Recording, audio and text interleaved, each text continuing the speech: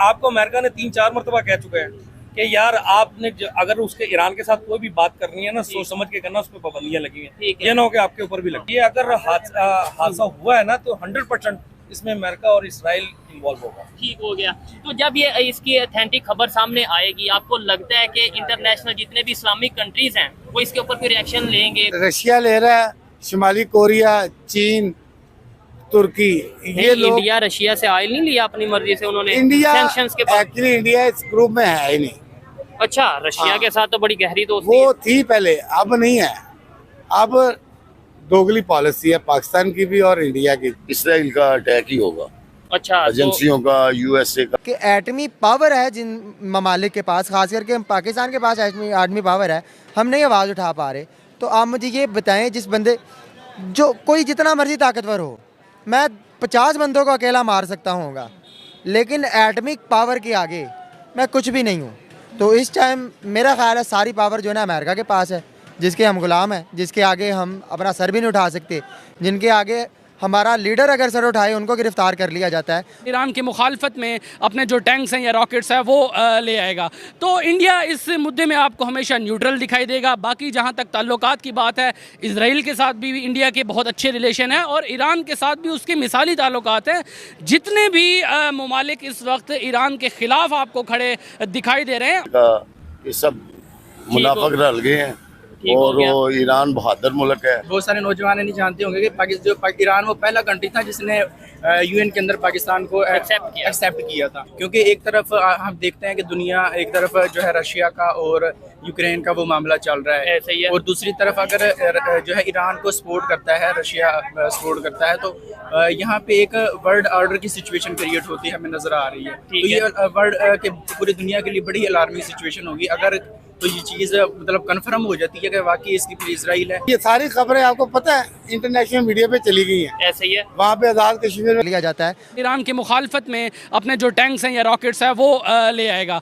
तो इंडिया इस मुद्दे में आपको हमेशा न्यूट्रल दिखाई देगा। बाकी जहां तक ताल्लुकात की बात है, इजराइल के साथ भी इंडिया के बहुत अच्छे रिलेशन हैं और ईरान के साथ भी उसके मिसाली ताल्लुकात हैं। जितने भी ममालिक इस वक्त ईरान के ख़िलाफ़ आपको खड़े दिखाई दे रहे हैं, उनके मुकाबले में इंडिया ने ईरान से एक ज़बरदस्त किस्म की ट्रेड जारी रखी हुई है। कोई सुपर पावर, ईरान भी तो ओपनली खेल रहा था। सुपर ईरान ना अमेरिका की मान रहा था ना इसराइल। सुपर पावर सिर्फ अल्लाह है, अगर आप अल्लाह की माने। अगर अल्लाह ताला ने कहा गुलामी नहीं, अल्लाह ताला ने फरमाया कि किसी के आगे सर ना झुकाओ मेरे आगे। अगर आप सर झुकाएंगे, अल्लाह की नहीं मानेंगे, तो भाई आपकी सारी पावर ख़त्म हो जाएगी। तो अगर आपने सुपर पावर बनना है तो सिर्फ अल्लाह की मान के देख। कितने बंदे मरे हैं? ऐसे ही है, मरे हैं ना, खबरें आई वो हैं। सारी उन्होंने डॉक्यूमेंट्री फिल्म बनाई है, ठीक है, और वो इंटरनेशनल मीडिया पे चली है और वो इंडिया ने चलाई है। ठीक है। कि आप मकबूजा की बात करते हैं, ये आज़ाद कश्मीर में किसी के आगे सर ना झुकाओ मेरे आगे। अगर आप सर झुकाएंगे, अल्लाह की नहीं मानेंगे, तो भाई आपकी सारी पावर ख़त्म हो जाएगी। तो अगर आपने सुपर पावर बनना है तो सिर्फ अल्लाह की मान के देख लें, फिर अल्लाह आपके साथ खड़ा होगा और सुपर पावर आप होंगे। और ईरान के साथ अगर पाकिस्तान एक सीरियस वे से तिजारत के हवाले से कोई मुआहदा तय करता है, तो मैं कहता हूं कि पूरे आने वाले 6 मंथ्स में आपके बैरूनी कर्जे भी उतर जाएंगे और आप आने वाले ईयर्स में खुद कफील हो जाएंगे इन तमाम तर जो चैलेंजेस हैं जिसका आपको सामना है। मेजर जो चैलेंजेस इस वक्त पाकिस्तान को पेश हैं वो क्या है? पेट्रोल का क्राइसिस है आपके यहाँ, गैस का क्राइसिस है और बिजली का क्राइसिस है। ये तीनों ऐसे क्राइसिस हैं जिसकी वजह से पाकिस्तानी अवाम की हालत आए रोज़ बदतर हो रही है और पाकिस्तानी अवाम जो है खुले आसमान तले रहने पर मजबूर हो चुकी है। इंडिया की पीओके में चल रहे हिंसक प्रदर्शन के बीच भारतीय नेताओं की गर्जना से पाकिस्तान सरकार हिल गई है। पाकिस्तान के मंत्री अब चीन का दौरा शुरू कर दिए हैं। पाकिस्तान के डिप्टी सीएम इसाक डार ने कश्मीर के मुद्दे पर चीन से मदद की गुहार लगाई है। पाकिस्तानी मीडिया के मुताबिक चीन ने पाकिस्तान को कश्मीर के मुद्दे पर साथ देने का भरोसा दिया है। चीन ने कहा कि वह इस्लामाबाद की संप्रभुता और अखंडता का समर्थन करता है। पाकिस्तानी मीडिया के मुताबिक चीन के विदेश मंत्री ने कहा है कि वह पाकिस्तान चीन इकोनॉमी कॉरिडोर के अपग्रेड वर्जन को बढ़ावा देने के लिए भी तैयार है। दूसरी तरफ पीओके से गुजरने वाले सीपीईसी का भारत कड़ा विरोध करता है। भारत का कहना है कि पीओके भारत का अभिन्न अंग है। पाकिस्तान के विदेश मंत्री इसाक डार ने कहा कि कारकोरम हाईवे चीन और पाकिस्तान दोनों देशों के भौगोलिक कनेक्टिविटी के लिए अहम है और CPEC इसका महत्वपूर्ण हिस्सा है। काराकोरम हाईवे POK से होकर गुजरता है और इसे भारत के विरोध के बावजूद बनाया गया है। वहीं चीन के विदेश मंत्री ने कहा कि चीन पाकिस्तान की सुरक्षा, संप्रभुता और अखंडता का समर्थन करता है। इसके बावजूद पाकिस्तान के क्षेत्रीय और अंतर्राष्ट्रीय मामलों में चीन उसके साथ है। इन्हीं मसलों को लेकर इसाक डार चीन पहुंचे हैं। चीन की लिस्ट जो है ना वो दुबई वाले सिस्टम में निकली है, आपको पता है? अच्छा, वो दुबई लीक्स में 11 अरब डॉलर की जो प्रॉपर्टी यहाँ के बंदों की है, वहाँ पे वजीरों की है ना, वजीर भी हैं और भी बड़े नाम है और भी हैं, एस्टैब्लिशमेंट के भी होंगे, ऐसे ही है, दूसरे भी हैं। ऐसे वो ही है। कहाँ से पैसे है? एक 22 ग्रेड का अफसर है, उसकी अब प्रॉपर्टी दुबई में होगी। अब साहब कर ले, बस के साहब करें कि क्या मसला है, क्या मसला है। और वैसे हम कहते हैं जी पाकिस्तान में जो सा वो बेरोजगारी जो बहुत है, गुर्बत जो बंदा बात करेगा उसके फिर कपड़े उतारे जाएंगे, या उसे उठा लिया जाएगा।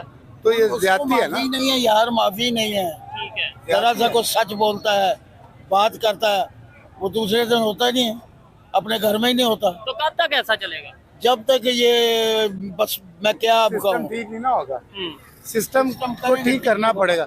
अब देखे ना, हांगकांग था, ठीक है, वहाँ पे काला पानी की सजा होती थी किसी दौर में, ठीक है, जितने क्रिमिनल लोग होते थे उसको हांगकांग में छोड़ते थे। ठीक है, अभी देखे वो दुनिया का बेहतरीन मुल्क है, वहाँ पे सिस्टम कानून जहाँ पे नाफिज होगा ना, वहाँ पे कानून की इम्प्लीमेंट है, तो वहाँ पे तरक्की हो गई। तो यहाँ पे कुछ नहीं है, यहाँ पे क्या है? जबरदस्त हो गया। ईरान के प्रेसिडेंट की जो खबर है, जैसे ही अगर कोई तस्दीक होती है तो क्या समझते हैं पाकिस्तान या दुनिया के दूसरे इस्लामिक कंट्रीज को? हमारे साथ भी ये ना हो जाए, कहीं हम भी उठा ना लिए जाए।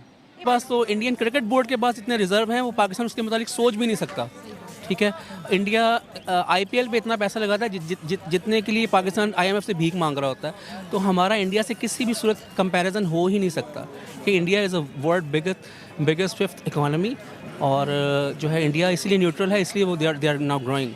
सर, कितनी अजीब बात है कि ईरान के जो प्रेसिडेंट है उनका जो हेलीकॉप्टर है वो हार्ड लैंडिंग होगी, वो क्रैश हो गया और अभी तक जो है उनका पता नहीं चल पाया कि वो जिंदा है या वो मर चुके हैं।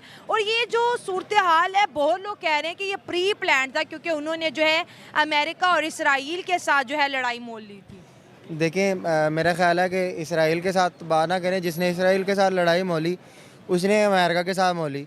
तो अगर अमेरिका के साथ लड़ाई लेनी है तो मेरा ख्याल है कि उसका अंजाम यही देखने को मिलेगा जब तक हमारे बाकी सारे मुसलमान मुल्क भी हाथ बांध के बैठे रहेंगे। बाकी सारे क्या कर रहे हैं? कोई भी अगर नहीं उठ रहा, कोई नहीं कर रहा, एक बंदा अगर आवाज़ उठाएगा उसका तो यही हाल होगा ना। तो आप वो जो मर्ज़ी हो जाए, हालांकि वो तो एटमी पावर भी नहीं है। हम एटमी पावर होने के बावजूद हम नहीं कुछ कर पा रहे। हमारी सारी एटमी कुव्वत हाथ पे हाथ धरे बैठी हुई है। किसी ने आज तक आवाज़ भी नहीं उठाई, किसी ने ये भी नहीं कहा कि हम फ़लस्तीन के साथ हैं या हम इसराइल के साथ ऐलान जंग करते हैं। चीन में उन्होंने चीनी विदेश मंत्री से मुलाकात की और कई मुद्दों पर चर्चा की। इस दौरान चीन ने कहा कि पाकिस्तान में चीनी इंजीनियरों की पाकिस्तान सुरक्षा करे। चीनी कंपनियों के संचालन के लिए पाकिस्तान हर वह कदम उठाएगा जिसके चीनी नागरिकों की पाकिस्तान में सुरक्षा हो सके। तो मिलते हैं नेक्स्ट वीडियो में, तब तक के लिए धन्यवाद।